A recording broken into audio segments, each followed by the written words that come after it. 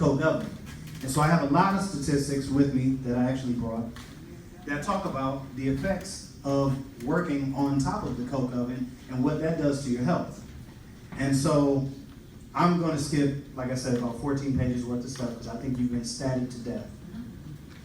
But according to a 1972 medical study published in the Journal of Occupational Medicine, workers who toiled near coke batteries suffered unusually high rates of lung and kidney cancer.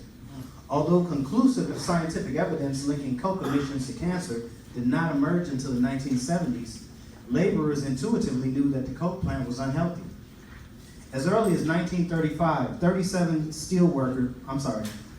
black steel workers sued U.S. Steel on the grounds that they had contracted pneumoconiosis, silicosis, and tuberculosis as a result of smoke inhalation.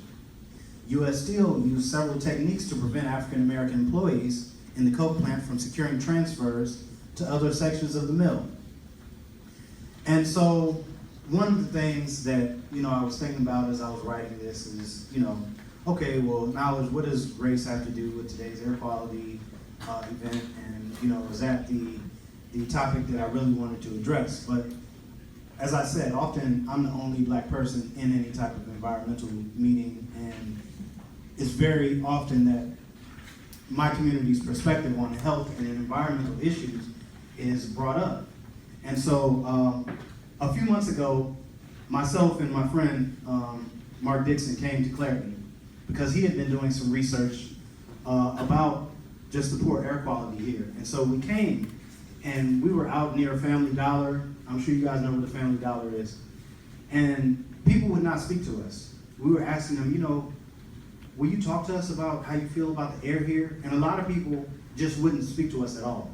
And then there were about 8 people who spoke to us and told us, it's been horrible my whole life. I can't breathe. My family can't breathe. I had a relative, they worked at the mill, they died of cancer.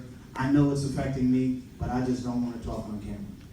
And we had one gentleman actually say that he worked at the coke plant and that he encouraged both of his children to get an education and leave Clarity so they didn't have to suffer the way that he's suffering from his air issues.